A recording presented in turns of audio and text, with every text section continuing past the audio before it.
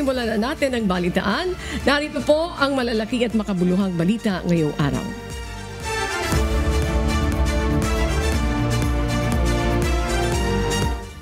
Lusot na sa Senado ang 7 panukalang batas na dumaan sa Bicameral Conference Committee sa huling araw ng sesyon ng 19th Congress. Kabilang sa mga ni-ratify ang panukalang batas sa termino ng mga opisyal ng barangay at sangguniang kabataan kung saan itinagda ang 4 na taong termino at limitadong pag-upo sa pwesto.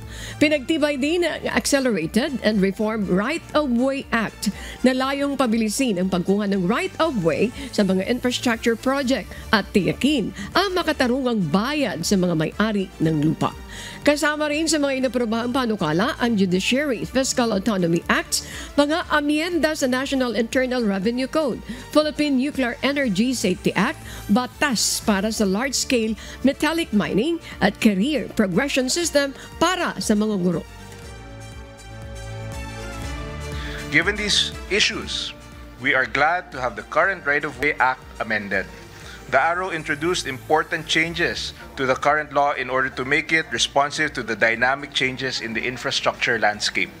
It will expedite the process of right-of-way acquisition and provide just compensation to private property owners, thereby striking a balance between the implementing agencies and the property owners.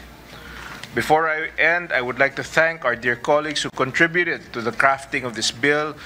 Is there any objection to the motion? Hearing none, the Conference Committee report on the disagreeing provisions of Senate Bill number 2821 and House Bill number 6571 is hereby approved and ratified. Hataw Balita ngayon! Kinwestiyon ng ilang grupo ang hakbang ng Senado na ibalik sa Kamara ang Articles of Impeachment kahit na sila'y nag-convene na bilang impeachment court.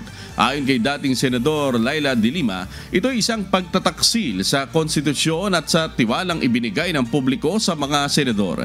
Iginit ng petitioner na si Francis D. ng Tindig Pilipinas na nagpapabagal ito sa proseso ng impeachment ni Vice President Sara Duterte. Git naman ni Senate President Cheese Escudero, ang remand ay hindi delay kundi paghahanda at makatutulong ito sa pagpapabilis ng paglilitis sa pagbabalik ng sesyon ng Kongreso.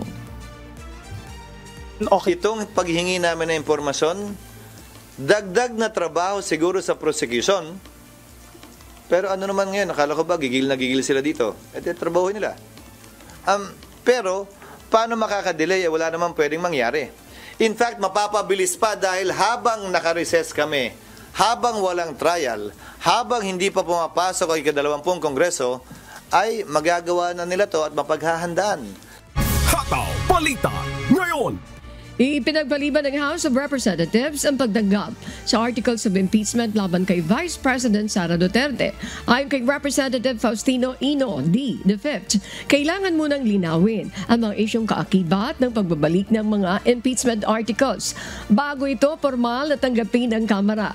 Gate naman ni Representative Chervil Luistro, legal at ayon sa konstitusyon ay sinasagawang proseso ng impeachment na suportado naman ng 215 mambabatas. Kumpiyansa ang mga prosecutor na matutuloy ang paglilitis dahil may jurisdiksyon na ang Senado matapos may padala ang summons kay Vice President Sara Duterte.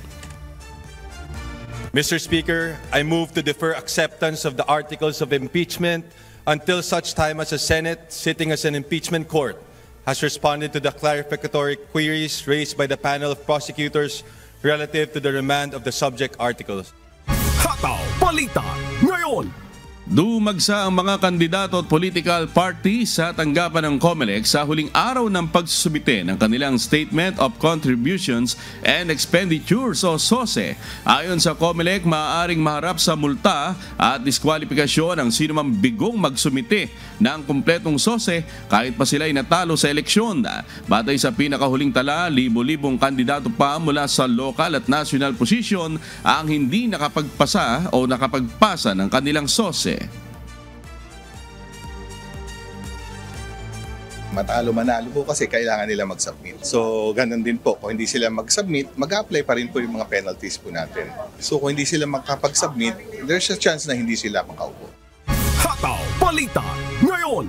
Pinagtibay ng House of Representatives ang isang resolusyon na nagsasabing alinsunod sa saligang batas ang pagsisimula ng impeachment proceedings laban kay Vice President Sara Duterte noong February 5 sa ilalim ng House Resolution number 2346. Tiniyak na mga mababatas na walang nilabag na probisyon sa Article 11, Section 3, Paragraph 5 ng 1987 Constitution na nagsasaad na hindi maaaring maisalang sa impeachment ang parehong opisyal ng higit sa isang beses sa loob ng isang taon. Inatasan si House Secretary General Reginald Velasco na maglabas ng opisyal na sertipikasyon kaugnay sa pagpapatibay ng resolusyon. Hataw Balita ngayon. Hindi naaprubahan ng Commission on Appointments ang ad interim appointments nina Jay Ruiz bilang Presidential Communication Secretary at Henry Aguda bilang DICT Secretary. Ito'y matapos hindi maisama ang kanilang pangalan sa agenda bago mag-adjourn ng sesyon. Ayon kay Senator Joel Villanueva, kailangang muling italaga ni Pangulong Ferdinand Marcos Jr. sina Ruiz at Aguda upang muling maisalang sa kumpirmasyon sa pagbubukas ng 20th Congress. Samantala, kumpirmado na sa kanilang posisyon sina Foreign Affairs Secretary Maria Teresa Lazaro at Human Settlement Secretary Jose Aliling. Hataw Balita ngayon. Inilipat na sa Metro Manila District Jail sa Camp Bagong Diwa si dating Negros Oriental Representative Arnolfo Teves Jr. matapos maglabas ng utos ang Manila Regional Trial Court Branch 151. Dating nakakulong si Teves sa NBI Detention Facility sa loob ng Bureau of Corrections compound sa Muntinlupa. Naharap ang dating kongresista sa kasong pagpatay kay Governor Roel Digamo at ilang pang biktima sa isang madugong insidente noong March 2023. Tinurn over na siya sa BJMP kahapon matapos ibasura ng korte ang hiling ng kampo ni Teves na manatili siya sa kustodiya ng NBI. Hataw Balita ngayon. Patuloy na magsasagawa ng mga cross-training ang Philippine Army at Philippine Navy upang palakasin ang interoperability ng dalawang unit ng Armed Forces of the Philippines sa gitna ng kinakaharap na mga hamon sa bansa sa external security. Samantala, handa ang Philippine Army na i-deploy sa West Philippine Sea. Ito ang tugon ni Philippine Army Commanding General Lieutenant General Roy Galido sakaling kailanganin ng karagdagang sundalo na magbabantay sa mga maritime features na okupado ng bansa. Anya, anumang oras kailanganin ng Army saan man sa sulok ng bansa ay nakahanda silang tumugon. As you've learned and based on our Katian exercises, the Army right now is highly mobile and very agile. It can be lifted. A battalion size, a 500-man unit can always be lifted anytime and can be brought to any place in our country. Hataw Balita ngayon. Posibleng iurong ng Department of Public Works and Highways o DPWH ang rehabilitation ng EDSA pagkatapos ng tag-ulan. Ayon kay Secretary Manuel Bonoan, kinukonsidera nila ang lagay ng panahon, gayon din ang holiday traffic at ASEAN activities sa pagpaplano kung kailan maaring umpisahan ang proyekto.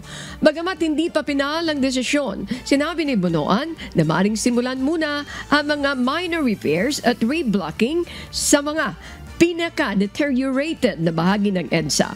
Patuloy ding sinusuri ng DPWH ang iba't ibang teknolohiya at materyales tulad ng quick drying cement at asphalt para mapabilis at mapamura ang proyekto.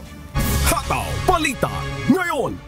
Kailangan ng dagdag pondo ng Light Rail Transit Authority o LRTA para sa mga informal settlers sa Maynila na i-relocate dahil sa konstruksyon ng LRT2 West Extension Project. Ayon kay LRTA Administrator Attorney Hernando Cabrera, hamon sa kanila ang paglilipat sa mga informal settlers dahil ayaw ng mga itong malayo sila sa Metro Manila.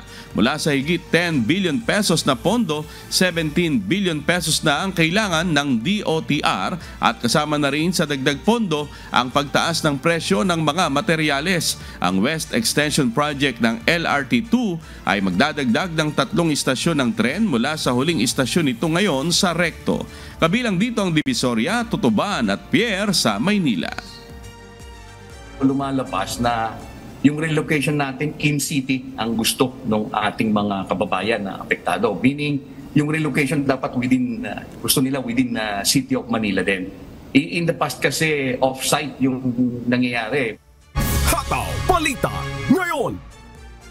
Nasa 24 na dump trucks o 48 tons na mga basura ang nakuha sa Maligaya Creek sa Caloocan City simula Sabado ayon sa Metropolitan Manila Development Authority o MMDA. Pinangangambahan ng mga residente ang pagbaha dahil sa tambak na basura. Ayon naman sa MMDA, titiyakin nila na makakadaloy ang tubig sa mga creek at estero sa buong Metro Manila bago dumating ang magkakasunod na bagyo. Nakakatakot kasi gawa ng iniisip ko sabihin doon sa mga friends ko sa kabila kasi hindi bumabaha sa kabila na kung pwede, if ever whatever happens, tatawid kami sa kabila. Sana nga, maayos nila yung ganun para may water ang baha. Problema namin talaga rito, number 1, baha. Ganun din, tuloy-tuloy tayo sa buong Metro Manila, tinutulungan natin ang mga local government unit. Hataw Balita ngayon. Isang lalaking nagpapanggap na agent ng kilalang Transport Network Vehicle Services nahuli ng Philippine National Police Highway Patrol Group o PNP-HPG nitong Lunes. Ayon kay HPG spokesperson Lieutenant Nadame Malang, modus operandi ng suspect ang manghihingi ng paunang bayad na 15,000 pesos kapalit ng umano'y temporary permit para maiparehistro ang pribadong sasakyan bilang TNBS. Mabot na sa 13 ang complainants na humingi ng tulong sa HPG dahil natangayan na sila ng nasa 1.5 hanggang 2.3 million pesos.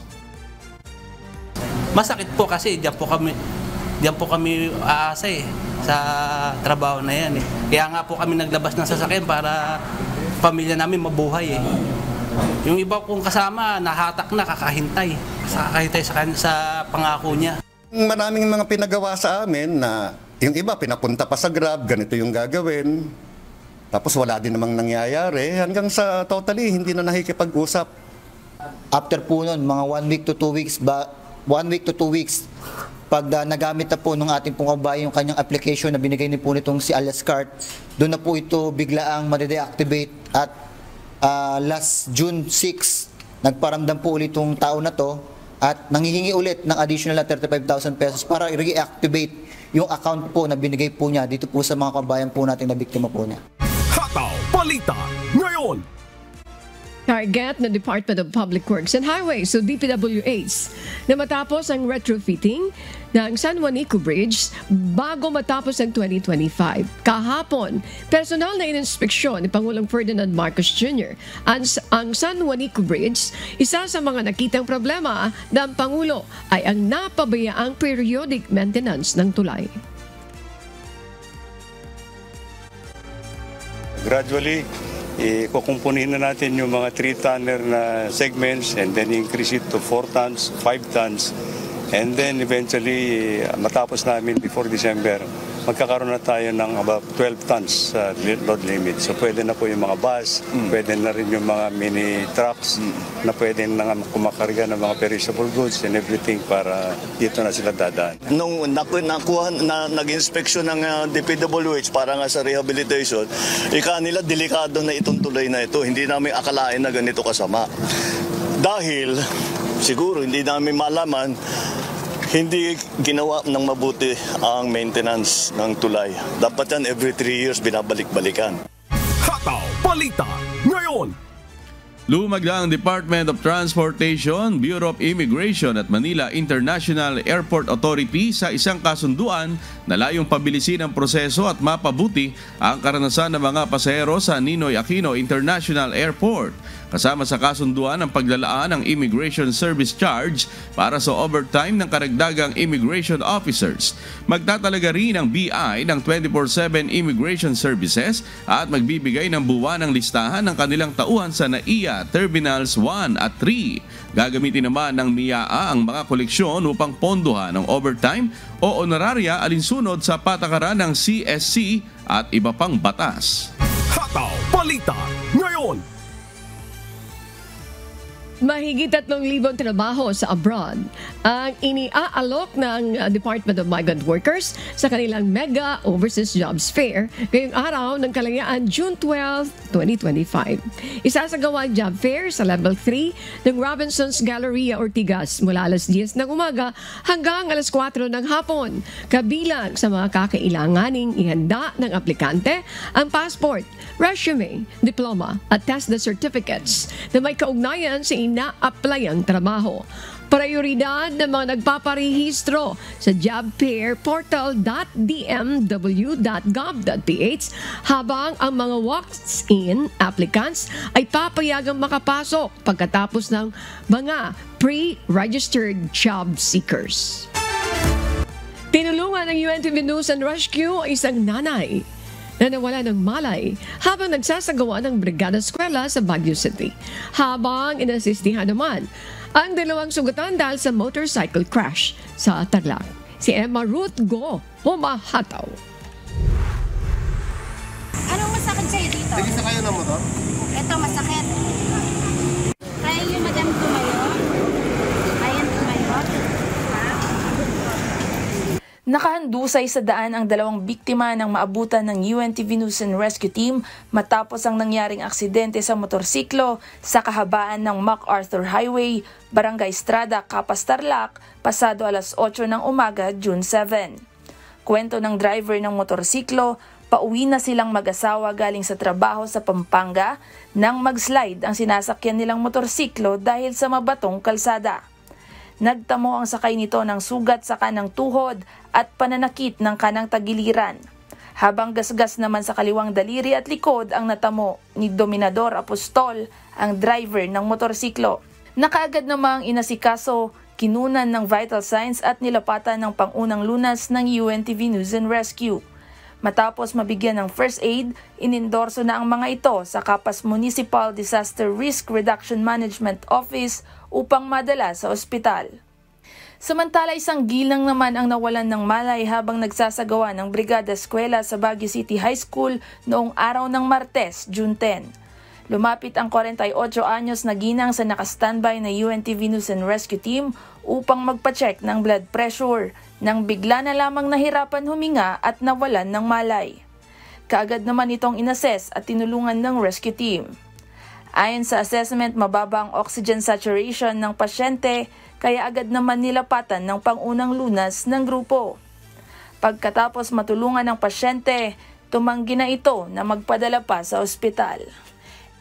Emma Ruth Go, humahataw sa balita ngayon. At para po sa mga balita sa iba't ibang panig ng mundo,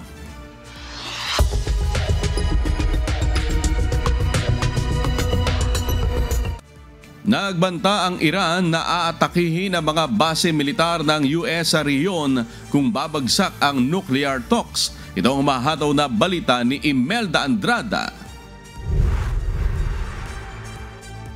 Nagbabala si Iranian Defense Minister Aziz Nasirzaadi nitong Miyerkules na sasagupain ng Iran ang lahat ng base militar ng Estados Unidos sa rehiyon sakaling bumagsak ang kasalukuyang negosasyon ukol sa programang nuclear at sumiklab ang labanan. Ang pahayag ay inilabas ilang araw bago ang ika-6 na round ng pag-uusap sa pagitan ng Iran at US na layong muling buhayin ang kasunduan hinggil sa nuclear program ng Tehran. Paulit-ulit namang nagbanta si US President Donald Trump na bobombahin ang Iran kung hindi ito papayag sa panibagong kasunduan. Ngunit may hindi pagkakaunawaan pa sa schedule ng susunod na pulong. Sinabi ni Trump na ito'y sa Huwebes, habang iginiit ng Tehran na ito'y magaganap sa Linggo sa bansang Oman. Balak ng Iran na magsumiti ng kontrapanukala matapos nitong itakwil ang naunang alok ng Amerika. Sa kabila nito, inakusahan ni Trump ang Iran na lalo pang nagiging mas agresibo. Isa sa mga pangunahing issue ay ang uranium enrichment program ng Iran na ayon sa mga bansang kanluranin ay posibleng gamiting hakbang patungo sa paggawa ng nuclear weapons. Mariin namang iginiit ng Iran na ito'y para lamang sa layuning sibil. Nagpahayag naman ng pag-asa si Iranian Foreign Minister Abbas Araqi sa pamamagitan ng X o dating Twitter, kung saan sinabi niyang abot kamay na ang isang mapayapang kasunduan at maaaring makamit ito sa lalong madaling panahon. Samantala, mainit ang usapin sa programa ng Iran sa ballistic missile. Kinumpirma ni Defense Minister Nasir Sadi na kamakailan ay nagsagawa sila ng matagumpay na pagsubok ng missile na may dalang 2 toneladang warhead. Mariin din niyang itinanggi ang anumang uri ng limitasyon sa kanilang missile program. Nananawagan naman si Supreme Leader Ayatollah Ali Khamenei na ipagpatuloy ang pagpapalakas ng militar at pagpapaunlad ng mga armas, kabilang na ang mga missile system ng bansa. Imelda Andrada, humahataw sa balita ngayon. Samantala, pinatawan ng sanctions ang 2 ministro ng Israel dahil sa umano'y pag-uudyok ng karahasan sa West Bank. Ang mga ipinataw na parusa ay personal at hindi saklaw ang kanilang mga opisyal na katungkulan sa pamahalaan. Ito ang mahataw na balita ni Chris Fugaban. Nagpataw ng parusa ang United Kingdom, Australia, Canada, New Zealand at Norway kina Israeli Ministers Itamar Ben-Gvir at Bezalel Smotrich dahil sa umunoy pag-uudyok ng karahasan laban sa mga Palestinian at pagtataguyod ng bagong settlement sa West Bank. Kabilang sa parusa ang pagbabawal sa pagbiyahe at pag-freeze ng kanilang mga ari-arian sa nasabing mga bansa. Personal ang mga hagbang na ito at hindi sumasaklaw sa kanilang opisyal na posisyon sa gobyerno. Nagbabala naman si Prime Minister Benjamin Netanyahu na magpapatupad siya ng ganitong aksyon. Ayon sa magkasanib na pahayag, suportado pa rin ng 5 bansa ang solusyong 2 estado para sa pangmatagalang kapayapaan at seguridad ng rehiyon. Git naman ni UK Foreign Secretary David Lammy, ang mga kilos ni Ben-Gvir at Smotrich ay lumalabag sa karapatang pantao at nagpapaalala ng karahasan sa West Bank. Samantala, kinondena naman ni US Secretary of State Marco Rubio ang parusa at nananawagang ito'y itigil. Aniya, hindi ito nakakatulong sa mga layunin ng Amerika sa Gaza tulad ng tigil putukan, pagbabalik ng mga bihag at pagtatapos ng digmaan. Dagdag pa niya, hindi dapat makalimot ang mga kaalyado kung sino ang tunay na kaaway. Nagpahayag din ng pagkadismaya ang gobyerno ng Israel. Tinawag ng foreign minister nitong hindi katanggap-tanggap ang hagbang ng UK, habang iginit ni Smotrich na hindi na muling papayag ang Israel na pigilan ng Britain ang pagtira nito sa sariling lupain. Sa kabila ng batikos, may ilang miyembro ng UK Parliament na sumuporta sa parusa, ngunit nanawagang hindi ito maging kapalit ng pagkilala sa Estadong Palestinian. Chris Fugaban, humahataw sa balita ngayon.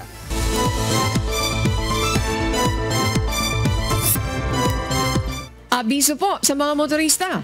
Naglabas po ng Road Travel Advisory and Provincial Disaster Risk Reduction and Management Office o PDRRMO Benguet.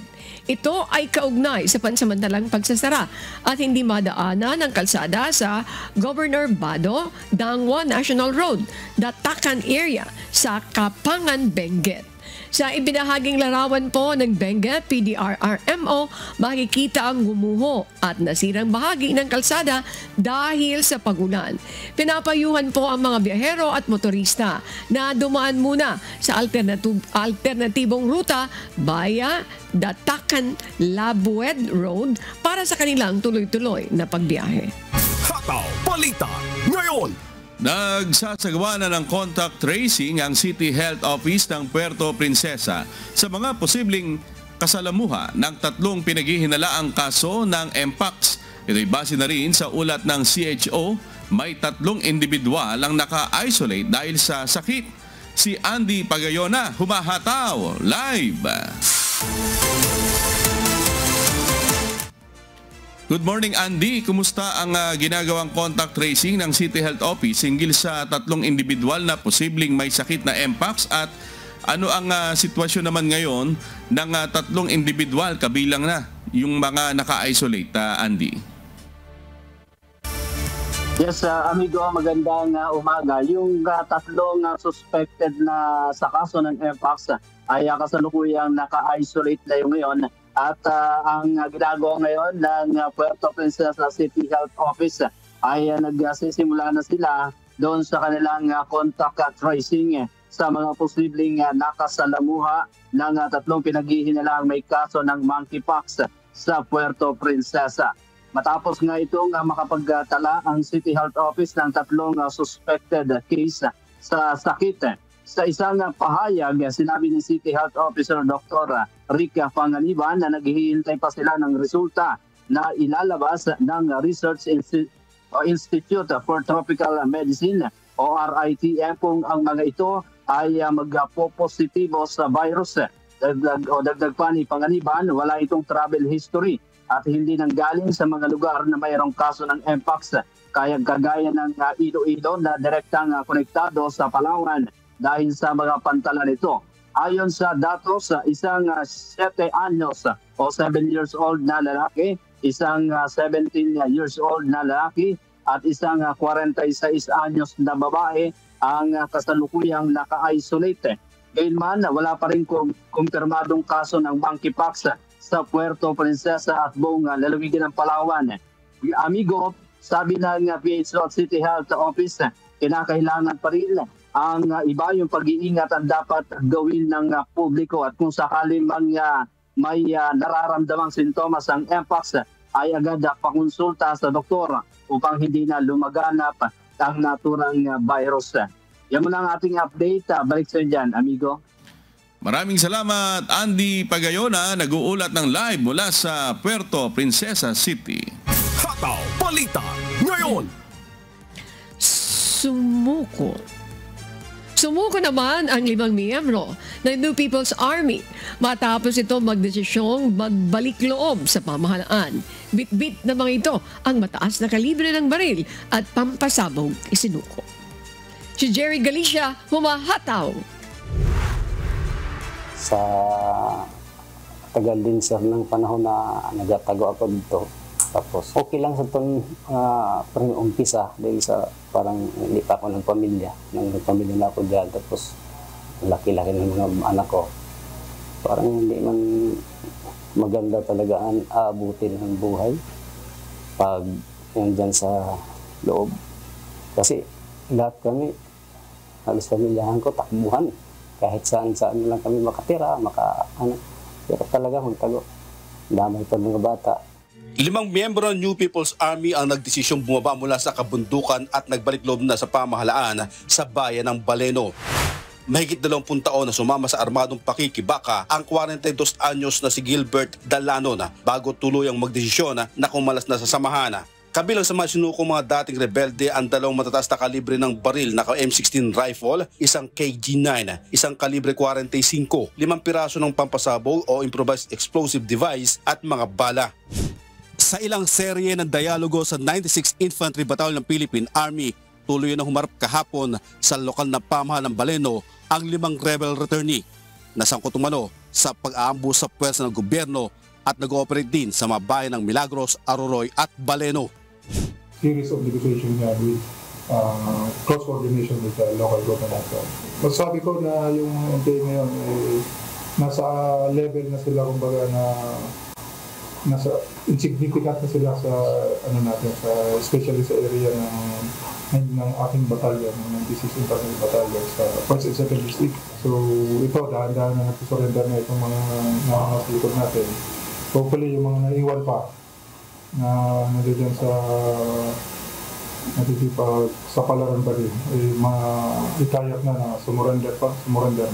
Nagkaloob naman ng immediate financial assistance ang lokal na pamahalaan ng Baleno at nangakong tutulong sa pagbabalik loob ng mga dating rebelde sa kanilang pamilya at pamayanan. May mga programa din na pangkabuhayan ang LGU Baleno na nakahanda para sa mga kababayan nating nais makipamuhay na sa komunidad. Sabi nila yung Baleno daw ay rest and recreation lang ito ng mga rebelde, pero kasi nasa remote area yung mga nare-recruit nila. Pero as of now, medyo konti na lang yung sumasali. Kasi may mga programa din kami. Full support po kami sa DATCOM at saka sa PNP. Kung ano yung pong inaano na programa sa pagsusurrender ng mga NPA po. Nagbibigay po kami ng pabuya or meron din kami mga livelihood programs para sa kanila. Isa po yan na parang makahikayat sa kanila na mag-surrender po. Target ng pamunuan ng 96th IB na may deklarang insurgency-free ang bayan ng Baleno bago pa man magtapos ang taong 2025. Ay dyan, yung mga natitira pa dyan, alam ko marami na sa inyong gustong sumurrender. Napipigilan lang ng ibang mga kasama nyo dyan, pinagbabantaan, na madadama yung pamilya. Maawa kayo sa inyong mga pamilya kasi matagal na yung hindi ninyo sila nakakasama. So ngayon, kung sumurrender kayo, kita nyo naman, ang dami natin binigyan ng panibagong buhay dito. Wala nang reason para hindi kayo magbalik loob. Lahat binibigay sa inyo. Jerry Galicia, humahataw sa Balita Ngayon. Ilang araw na lang at pasukan na. Pero may ilang paaralan pa rin sa bayan ng Kalumpit, Bulacan ang binabaha hanggang ngayon. May ilang classroom rin na matagal nang hindi nagagamit matapos na malubog sa baha ng matagal na panahon. Si Nestor Torres, humahataw. Dalawa sa mga anak ni Aling Mika Gonzales ng Barangay Kalison, Kalumpit, Bulacan ang nag-aaral sa Kalison Elementary School. Bagamat hindi pa formal ang pasukan, halos napapaligiran na ng tubig baha ang paaralan dahil sa high tide at patuloy na pag-ulan. Kaya naman, para maproteksyonan sa mga sakit sa balat at leptospirosis ang kanyang mga anak, hindi lang school supplies ang kanyang pinagkagastusan. Bumili rin siya ng mga bota para magamit sa paglusong sa baha. Ay, ganun nga po tulad po ng sabi naman. Pag naman po sobrang taas ng tubig, hindi naman po sila nagpapa-face to face. Pero pagka po binibili po talaga ng bota yung mga bata para po iwas po sa lusong-lusong sa tubig. Ay naman kay Ginang Marilyn Vicente, grade 6 teacher sa Kalison Elementary School. Taon-taon ng problema ang baha sa tuwing tag-ulan. Ang Kalison Elementary School ay isa sa 20 barangay sa Kalumpit na palaging lubog sa baha. Umaabot pa ito ng hanggang bewang. Tubig po ay galing sa ilog. Papasok po dito sa community at papunta po sa paaralan. Ang pagpasok po ng mga bata ay depende po kapag ito po ay nasa taas po ng 4 feet, yan, 3 feet or 2 feet. Pag po baha, nagkakaroon po kami ng shifting from morning and then iba naman po ang papasok sa afternoon. Ibang grade ang papasok sa afternoon. Sa ngayon, ilan sa mga silid-aralan sa Kalison Elementary School ang hindi na magamit matapos masira sa nakaraang bagyo.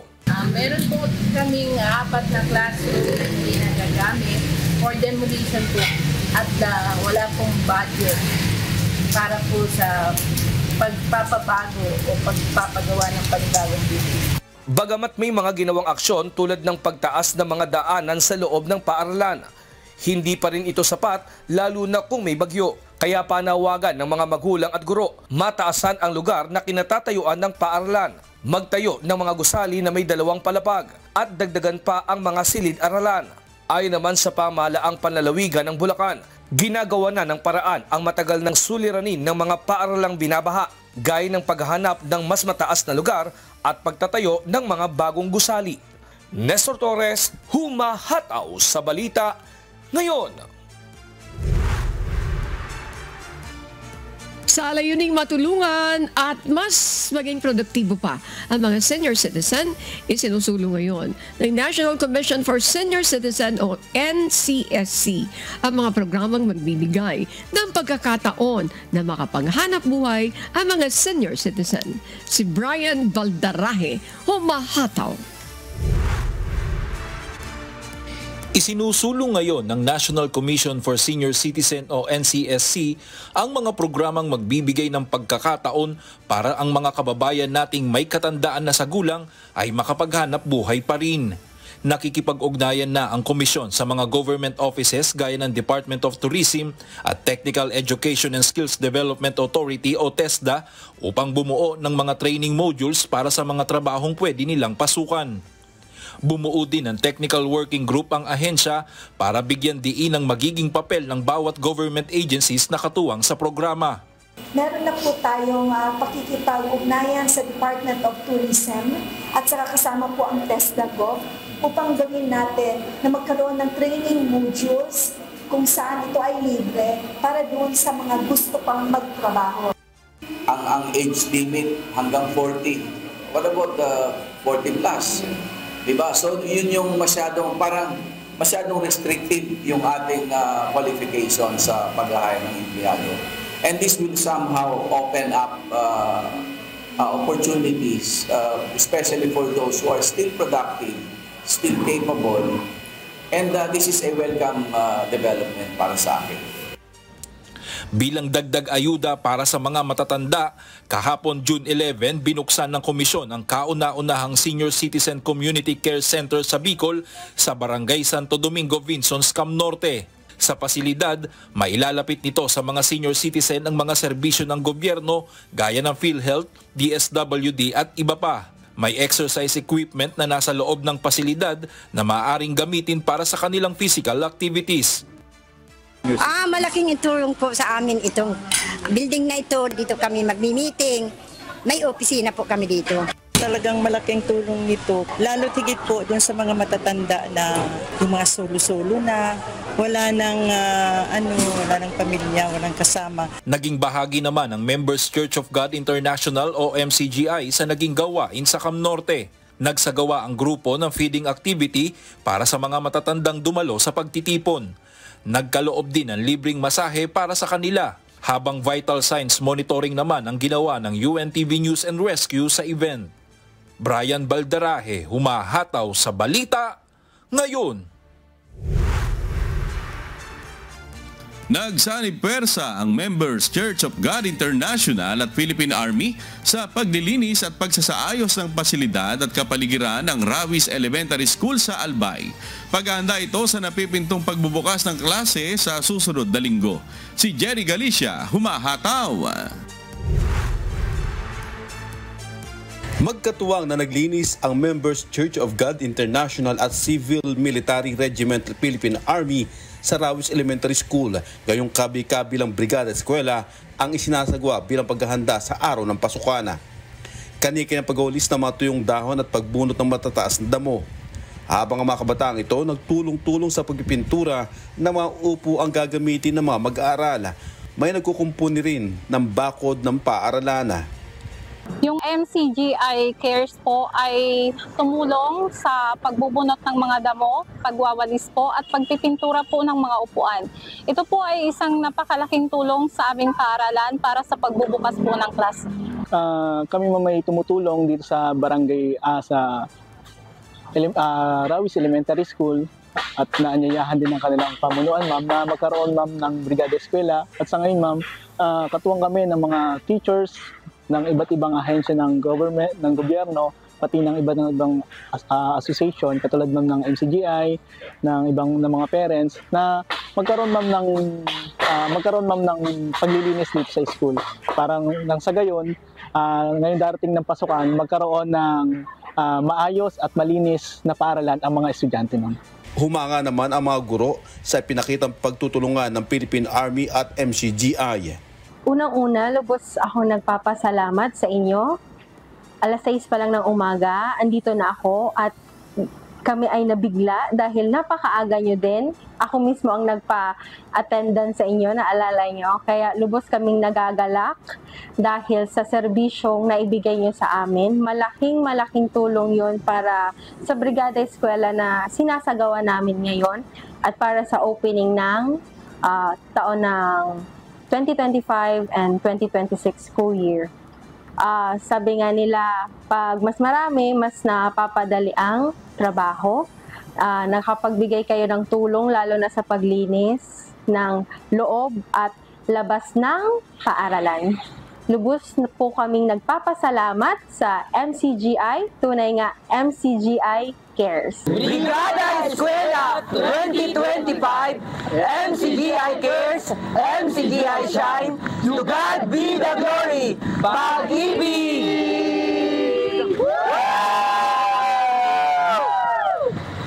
Jerry Galicia, humahataw sa balita ngayon.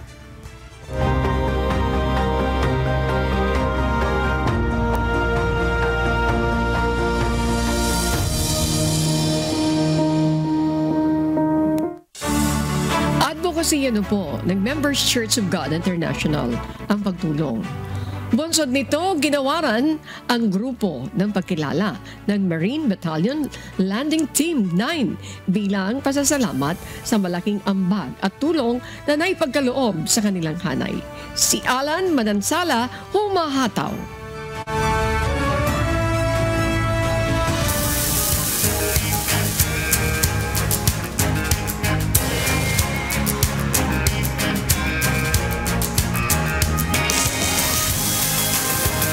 Minsan nang naging magkatuwang ang Marine Battalion Landing Team o MBLT-9, UNTV at Members Church of God International sa libreng serbisyong isinagawa para sa mamamayan ng Palawan.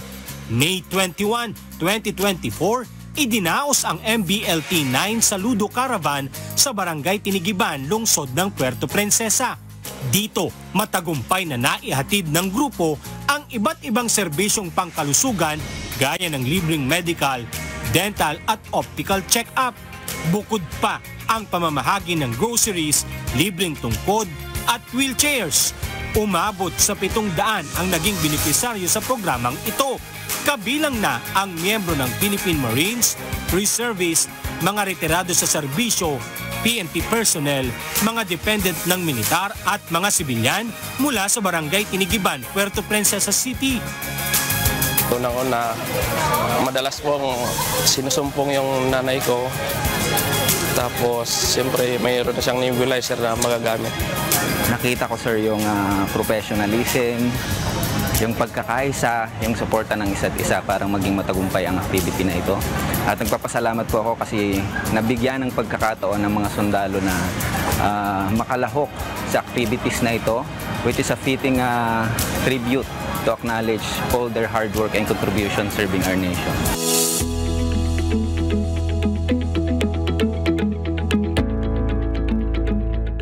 Members Church of God International to be received by Brother Danny Navales.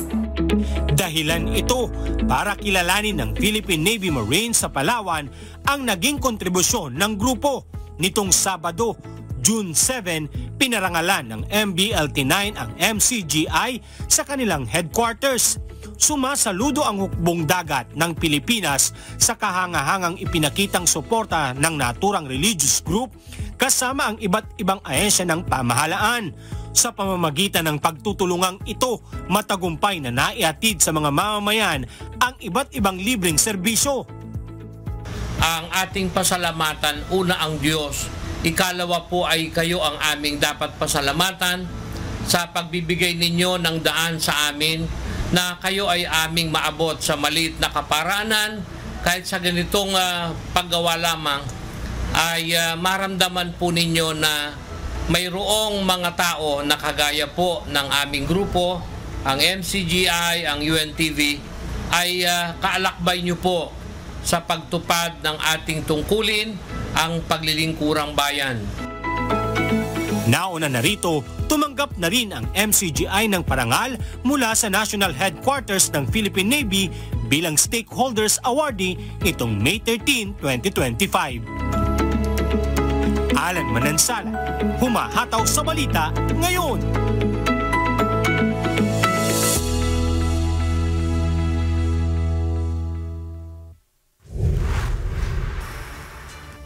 At sa atin namang shout out. Ayan, shout out po sa aking tita Nene La Pastora, kay Jerickson Bunyag at sa kanyang may bahay si Jonah at si Christian Lopez na kasama natin ngayon. Ani?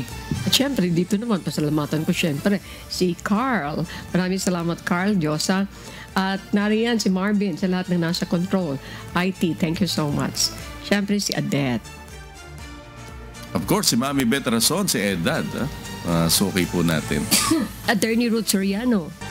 At yung mga taga-subaybay natin sa buong Pilipinas at sa iba't ibang panig ng mundo. Shoutout din po sa mga tagapakinig ng Hataw Balita ngayon sa Radyo La Verdad 1350. Mga kasambahay, kung may mga istorya po kayong nais balikan sa Hataw Balita ngayon, pwede nyo po itong muling mapanood sa aming official social media account.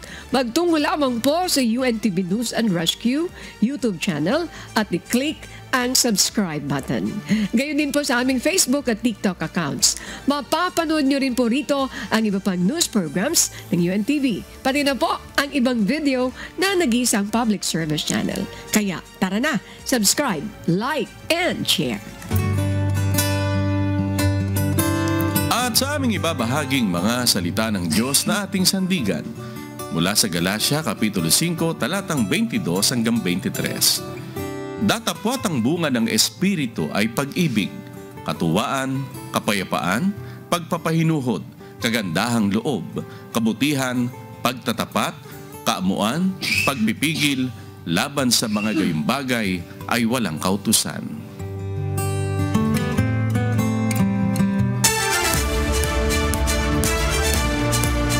Yan po ang mga humahataw na balita ngayong umaga ng Huwebes, ika-12 sa buwan ng Hunyo 2025. Ako po ang inyong amigo, Sherwin Kulubong. Sa ngalan po ng lahat ng bumubuo ng UNTV News and Rescue, UNTV, Radyo La Verdad 1350 at ng ating mga correspondent mula sa Pilipinas at sa iba't ibang panig ng mundo. Hi to Lynn Perez at yung mga kasama niya sa LBC. Ako po si Annie Rentoy. At dito sa UNTV at UNTV Radyo La Verdad 1350, Diyos ang aming sandigan. Serbisyo publiko ang aming pinahahalagahan. Susunod na po ang Good Morning Kuya. Salamat po sa Diyos at magandang umaga.